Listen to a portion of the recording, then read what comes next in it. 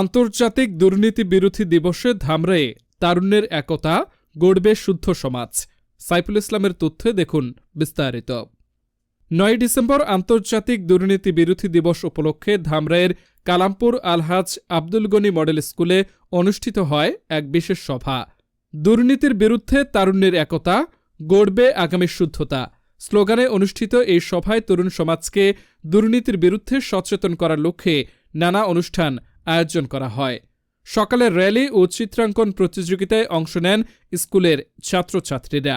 র্যালিটি শহরের প্রধান সড়কগুলো প্রদক্ষিণ করে এবং শিক্ষার্থীরা দুর্নীতির বিরুদ্ধে সৃজনশীল চিত্র অঙ্কন করেন।